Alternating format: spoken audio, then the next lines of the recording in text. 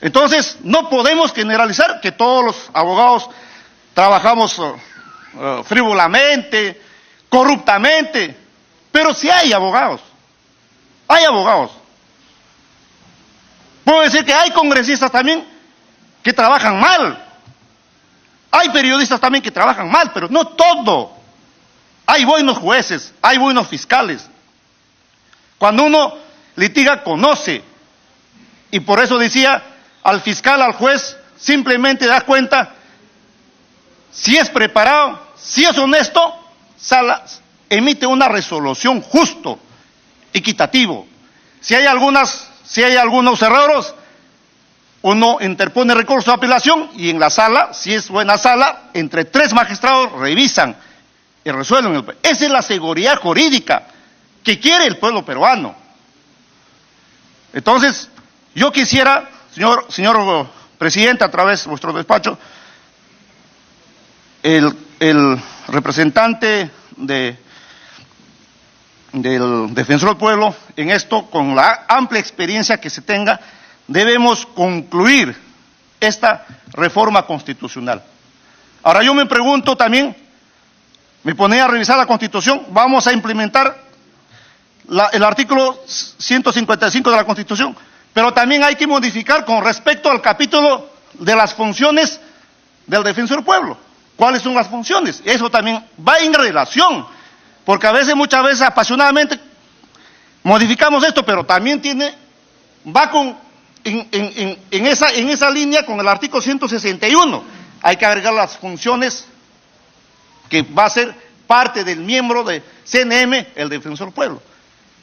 Yo escuchaba ayer a la colega Litona, un artículo va secuencia de varios artículos, y las funciones que hay que modificar también en ese sentido. Entonces, no es simplemente también agarrar y decirlo, oye, ponemos esto, pero los otros capítulos de la Constitución, ¿cómo queda? O sea, hay que también implementar esa situación. Entonces, yo creo que estas sesiones permanentes que el presidente del Poder Legislativo que ha dispuesto es para trabajar, para debatir. Eso sería de mi parte, señor presidente. Muchas gracias. Dejo constancia la licencia de la congresista Milagros Takayama. Por favor, señores congresistas, le pido que sean puntuales al momento de hacerle la pregunta al señor Walter Gutiérrez. Tiene el uso de la palabra la congresista Karina Beteto. Gracias, presidente. Por su intermedio, saludar al defensor del pueblo y a todos los que nos acompañan, colegas congresistas. Sí, efectivamente, creo ha sido importante algunos aportes que ha brindado el defensor del pueblo, también por la misma experiencia, porque es abogado y por ello también conoce. Justamente ese era el gran debate y en el tiempo se ha ido desnaturalizando el objetivo de quiénes deberían conformar el Consejo Nacional de la Magistratura. No era por discriminar a ningún otro profesional de otra rama, pero con mucho respeto a todos los profesionales, como por ejemplo, uno que no es abogado, ¿cómo podría valorar, cómo podría calificar si una resolución judicial era buena, era regular o era mala? Y lamentablemente, por ejemplo, si nosotros vemos, según nos dice, que hoy debemos de aprobar sí o sí este texto, creo es válido y hay que saludar a los presidentes tanto de la Comisión de Constitución y Justicia que están haciendo un trabajo responsable. En cada sustentación de los invitados que tienen la experiencia y es más, es importante escucharles sus propuestas porque finalmente ellos son los que van a formar el comité especial para la designación de los nuevos consejeros del Consejo Nacional de la Magistratura. Entonces, ¿cómo podemos impedir el escuchar sus propuestas? Que más bien debería ser válido, que ellos nos deben de hacer llegar las propuestas, cómo debería de ser conformado, y ahora que tenemos la oportunidad de esta gran reforma que el país necesita, ¿por qué simplemente tendrían que ser válida la opinión de un congresista? Nos podemos quizás equivocar en una interpretación como queremos conformar nosotros, pero qué importante es escuchar la opinión del defensor del pueblo. De la misma manera del Contralor, que por primera vez le van a hacer parte de ello. También hemos escuchado al propio presidente del Poder Judicial y él ha manifestado su discrepancia, que servir no debería de estar comprendido. Entonces se dan cuenta lo importante que un proyecto de ley pueda ser mejorado con un amplio debate. Eso si es que vivimos en democracia. Pero si los dictadores nos dicen, yo te mando esto y quiero tal conforme está y quiero que mañana me sacas. Bueno, pues todavía no estamos en Venezuela, gracias a Dios. Estamos en el Perú y tenemos que seguir respetando, nos guste o no, las opiniones y los aportes. Por ejemplo, sería importante aquí también que nos podría señalar nuestro invitado respecto de cómo debería de primar para una evaluación de una ratificación cuando pasa, porque lo que hemos visto ha sido totalmente tibio. Las ratificaciones por las que han pasado, muchos de los magistrados le daban el periodo de 7 años. Durante 7 años nadie le puede mover, porque hemos visto tanto en el Ministerio Público y el Poder Judicial, las OCMAs no han funcionado.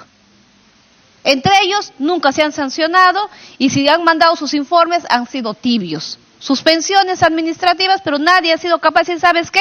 A tales o cuales fiscales que han incurrido en actos de corrupción están fuera del Poder Judicial. No ha habido esa voluntad de limpiar la casa, ¿no? Entonces, por ello, nos gustaría que nos pudiera hacer quizás unas propuestas que se debería tomar en cuenta para un proceso de ratificación. De acuerdo a como incluso han llegado ahora al extremo, que simplemente, automáticamente pasaban a ratificación a aquellos que no tenían una denuncia.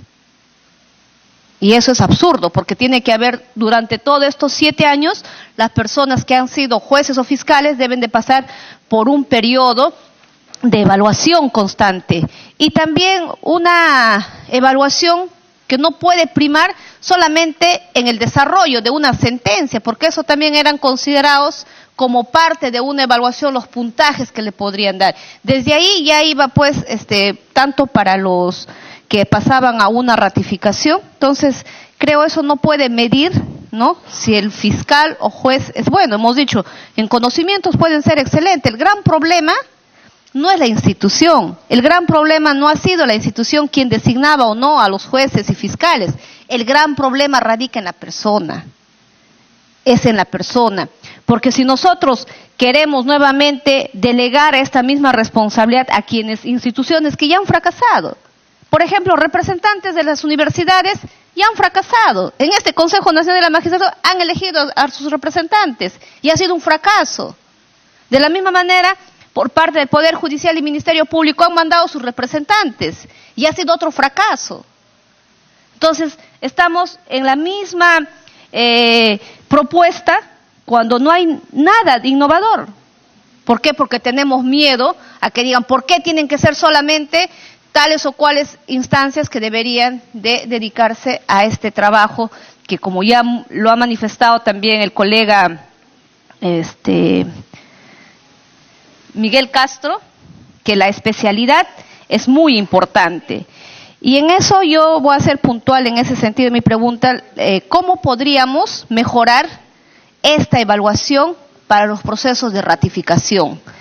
Y también coincido en algunos aspectos que ha manifestado el congresista Lescano cuando señala de estos 2/3 que tiene que pasar para una, digamos, aprobación y le puedan ya, mejor dicho, automáticamente se les pueda nombrar a los jueces y fiscales. Hemos visto, por ejemplo, en los últimos concursos, los que en el examen escrito estaban en el primero, cuarto, tercer lugar y luego de un balotaje estuvieron fuera. Y personas o profesionales que habían entrado en el puesto 12, 13, luego salieron como designados. ¿Qué pasó? Yo creo que la evaluación, porque también hemos escuchado versiones de los ex consejeros, uno de ellos que habrían denunciado que las evaluaciones lo destruían. O sea que si yo pedía, por ejemplo, no como interesado, como postulante, que me entreguen cuál ha sido mi evaluación, ya nadie me podía entregar.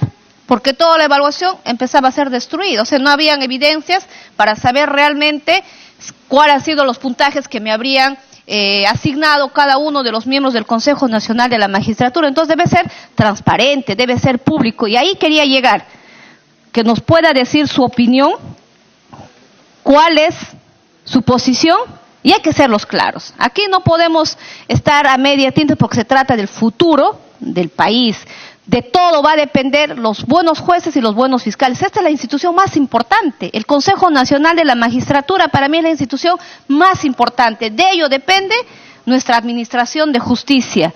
Por ahí muchos dicen, está bien, tenemos que a todas costas aprobar esa disposición complementaria transitoria donde se le pretende, ¿no? Dice, el Consejo Nacional de la Magistratura, elegido bajo la presente reforma constitucional en un plazo no mayor de 18 meses, se encuentra facultado para revisar los nombramientos, ratificaciones y evaluaciones efectuados por los consejeros removidos por el Congreso de la República, conforme a la Resolución Legislativa 016-2017-2018-CR, en aquellos casos que existan indicios de graves irregularidades.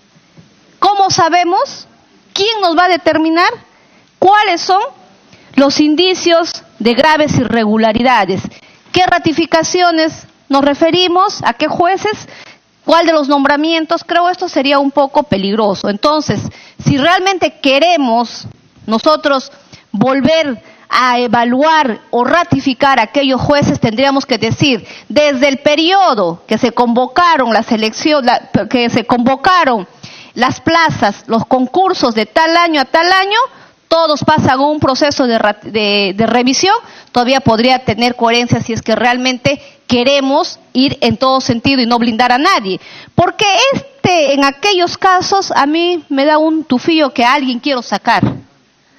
Crearle, decirle, bueno, para mí él pues tiene indicios de irregularidad, entonces hay que sacar a ese juez y al que ha sido ratificado de la misma manera. Eso sería muy peligroso porque vamos a empezar a generar cuántas acciones de amparo se irán al Tribunal Constitucional y de acá a 5 años el Perú tendría que pagarles una indemnización si nos ganan en algún proceso. Entonces, en ese sentido, ¿usted qué considera prudente que se podría considerar o retirar esta disposición complementaria que tiene la Comisión de Justicia? Porque en la Comisión de Constitución ahí está otro texto, y ahí también quiero pedirle al presidente de esta comisión mi extrañeza, porque ayer en la Junta de Portavoces hubo la voluntad, conjuntamente con la presidenta de Constitución, hacer una sesión única, conjunta, ya que tanto los colegas pertenecemos a la Comisión de Justicia, también pertenecemos a la Comisión de Constitución. Aquí no se trata de qué comisión es la que va a dictaminar y qué comisión vamos a presentar, o hay una pugna de dictámenes, que es lo que queremos aprobar. Dentro de mi visión sería que podamos lograr un texto, un dictamen que pueda ser aprobado por unanimidad con ambas presidencias que se podría tener en esa oportunidad.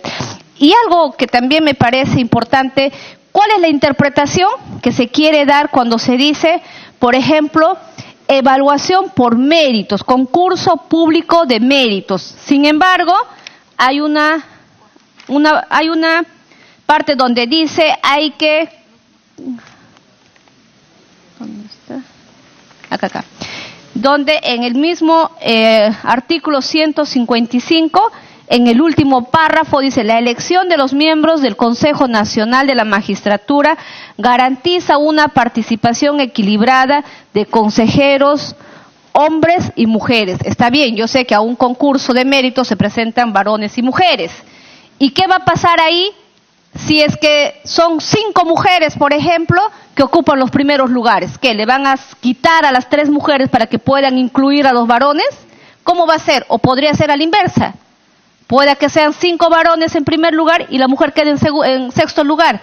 ¿Qué va a ocurrir? Entonces creo no se puede considerar como concurso público de méritos si es que estás queriendo incorporar una cuota. Entonces tendría que ser con cuotas, se tendría que reservar una cuota. Entonces ahí hay un vacío que sería importante que se tendría que considerar para evitar interpretaciones antojadizas que al final puedan tener personas que van a tener que determinar si ponen a mujeres o ponen a varones. Solamente eso sería. Gracias.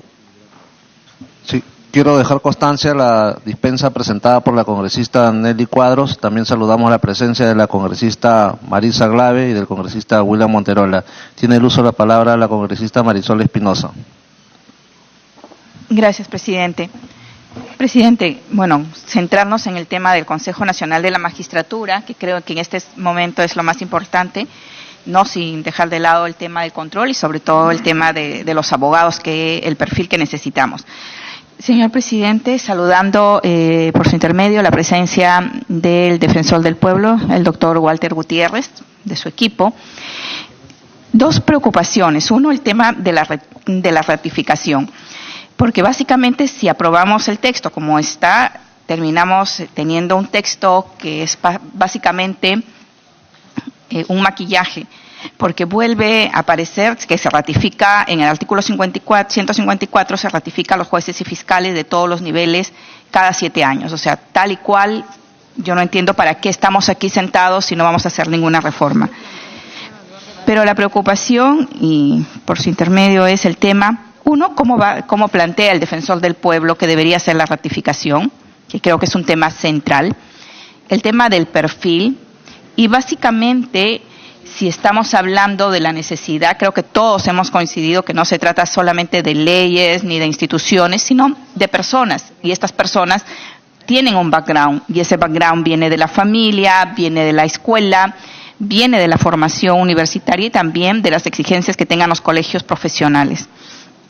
Cómo capacitar a jueces y fiscales si no estamos garantizando por lo menos una escuela para capacitarlos como sí lo tiene la Cancillería, porque precisamente eligen el tema la profesión como una opción de vida. Y para esta opción de vida necesitamos una escuela que mínimo los capacite después de la universidad 2 años tanto para jueces y fiscales, para no tener la mayoría. Definitivamente no podemos poner a todos los profesionales en el mismo saco. No todos son corruptos y no todos han aprendido mal la lección. Hay muy buenos jueces, hay muy buenos fiscales, pero hay fiscales y hay jueces donde el criterio y básicamente el tema de la racionalidad no ayuda a encontrar justicia, o se pasan por alto la Constitución, las leyes, y este es un tema que definitivamente pasa por capacitación y perfil del profesional. Ese sería uno de los temas de pregunta. ¿Cómo hacer la ratificación? ¿Mantenerla como se señala en la propuesta del predictamen, 7 años, o 3 o 5 años? La segunda pregunta es, si miramos en lo que se refiere a la comisión que va a seleccionar, ¿cómo podemos hacer que una comisión participe, el Contralor, porque en todos los proyectos de ley jalamos al Contralor, efectivamente por un tema básicamente de control de recursos? O sea, no entiendo cuál es la función del Contralor de perfil económico para el tema de la comisión. Y en segundo lugar, si nosotros miramos el informe del predictamen de la Comisión de Justicia, en el punto 2.3 de las opiniones recibidas, mediante oficio 014-2018, de fecha 2 de agosto del 2018, el Pleno del Tribunal Constitucional, realizado el 9 de agosto, decidió no formular opinión institucional en razón de que tales propuestas, en caso de ser aprobadas, podrían eventualmente ser objeto de cuestionamiento ante el tribunal en razón de su competencia del control de constitucionalidad. Por lo tanto, y aquí vuelvo a retomar la exposición del doctor Gutiérrez, tenemos una legislación de contrahecho y aquí mismo estamos empezando mal, nuevamente con contrahecho para decisiones que básicamente van a elegir a los nuevos miembros del Consejo Nacional de la Magistratura. ¿Cuál es su opinión al respecto? Porque evidentemente no es un tema de función, no es un tema de personas, es un tema en que sus tareas jurisdiccionales se contraponen a la elección, porque el Contralor tiene que después verificar y controlar el Consejo Nacional de la Magistratura, cómo va a ser juez y parte. Estos dos temas irían para la pregunta al señor defensor del pueblo. Gracias, presidente. Me pide una interrupción la congresista Sí, Beteta. congresista Beteta, Sí, adelante. gracias, presidente. Sí, ese día que se puso también a debate fue mi participación y coincido con la preocupación de la colega Espinosa cuando señala a dos instituciones que también más adelante van a dar opiniones al respecto, cómo podrían ser juez y parte. Y lo propio también señalaba yo cuando tenía que integrar esta misma comisión el presidente del Poder Judicial, el fiscal de la Nación, si en algún momento ellos también van a pasar por un proceso de ratificación. De alguna manera habrá el toma y da, que el favorcito cuando realmente queremos cambiar. Por ello se demuestra una vez más la incongruencia del planteamiento del presidente de la República. Mi pregunta ahí dejo así como una manera de reflexión. ¿Qué va a pasar si de acá a 4 meses, por ejemplo, en el caso del fiscal de la Nación, que muchos piden que se vaya, que se quede, es un tema de nunca acabar? ¿Van a respetar lo que dice aquí la norma, que el fiscal de la Nación va a ser parte del comité? ¿O va a haber ahí una campañita para sacarlo y demoler? O sea, hay que ser responsables. Por eso demuestro una vez más, como dijo, voy a hacer mío las palabras que habría dicho un experto constitucionalista, como es el doctor Bernales, que es un mamarracho. Gracias. Adelante, La congresista segunda Espinosa. intervención me la pide la congresista Glave y finalizar, presidente. Sí, adelante, congresista Glave. Gracias, presidente. A través suyo, saludar al defensor del pueblo. En fin, creo que hay que tener cuidado cuando se habla de mamarrachos, porque también hay otros que califican mamarrachos varias de las cosas que se hacen acá. Entonces creo que en el fondo lo que queremos hacer es, en realidad, discutir lo mejor para el país y generar la mejor norma posible. Presidente, la congresista Marisol Espinosa planteó un tema que para el Nuevo Perú también es vital. Y quisiéramos a través suyo preguntarle al defensor del pueblo qué cosa es lo que cree. Y justo tiene que ver con la ratificación cada 7 años. Entonces lo que nosotros creíamos es que ese punto no debería estar. Está en el dictamen de la Comisión de Justicia y está en el dictamen de la Comisión de Constitución, y creemos que debería más bien avanzarse a no buscar la lógica de la ratificación cada 7 años, que la verdad es que pareciera un mecanismo más bien arbitrario, y pasar a un criterio de evaluar de manera periódica y en base a desempeño funcional a los jueces y fiscales de todos los niveles, que nos parece que en realidad tiene mucho más sentido y va sobre la lógica de la carga y el trabajo que van desempeñando, y no necesariamente cada 7 años sin ningún tipo de mayor explicación pasar por un criterio de ratificación que, como hemos visto, puede terminar estando asociado a temas de corrupción. Muchas gracias, congresista Marisol Espinosa. Sí, gracias. Adelante, Gracias. congresista Espinosa. Gracias, presidente. Presidente, bueno, definitivamente el tema del Consejo Nacional de la Magistratura va a depender la calidad de jueces y fiscales que tengamos en la jurisprudencia. Por eso creemos que el tema del desempeño funcional es fundamental y tenemos que garantizarlo desde la propuesta de cómo garantizar las reformas, y en el marco de esta reforma, concretamente la del Consejo Nacional de la Magistratura. Gracias, presidente. Sí, tiene el uso de la palabra la congresista Tania Pariona. Gracias, presidente. Igualmente saludando la presencia del defensor del pueblo. Presidente, yo creo que deberíamos sí centrar en la discusión de esta reestructuración y reforma que queremos hacer respecto a la conformación del Consejo Nacional de la Magistratura. Hay un dictamen, mejor dicho, un dictamen con texto sustitutorio que, si bien no se pudo votar el día de la sesión de antier, creo que sí valdría la pena ceñirnos a los puntos que este dictamen, que plantea un texto sustitutorio, la podemos discutir. Y respecto a ello, y en la línea que mencionaba la congresista Glave, nosotros como Nuevo Perú creemos que en el numeral 2, que habla de la ratificación a los jueces y fiscales de todos los niveles, efectivamente esta competencia de ratificación, además habiendo probado, ¿no?, que es un mecanismo que promueve el clientelaje y no promueve una verdadera evaluación, nosotros sugerimos incluir que se evalúe de manera periódica y en base al desempeño funcional de los jueces y fiscales de todos los niveles. Si ponemos por lo menos la garantía de que la ratificación no es automática por 7 años, además de evidenciarse actos de corrupción, nivel de clientelaje o tráfico de influencias, en fin, creo que sí sería necesario poner los candados necesarios, valga la redundancia. Respecto al artículo 155, presidente, se habla de la incorporación de sociedad civil.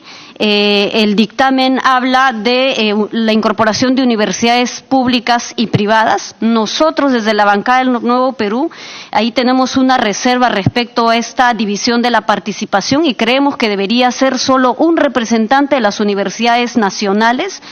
Y el esquema debe ser de un decano de la Facultad del Derecho, que creemos que es razonable, y el otro representante de la sociedad civil debe ser un representante de los colegios profesionales, es decir, el decano presidente del Consejo Nacional de Decanos de los Colegios Profesionales del Perú. Si bien son propuestas, o sea, discutámosla, planteemos propuestas, presidente. Creo que estamos cayendo en la misma discusión de la sesión anterior con los mismos puntos y no llegamos a ponernos de acuerdo, y creo que eso no nos va a permitir avanzar en siquiera aprobar el dictamen, y lo que queremos es justamente que esta sesión permanente en la que nos hemos declarado, en la que ha declarado el presidente del Congreso y estamos asumiendo, pueda tener un fin positivo.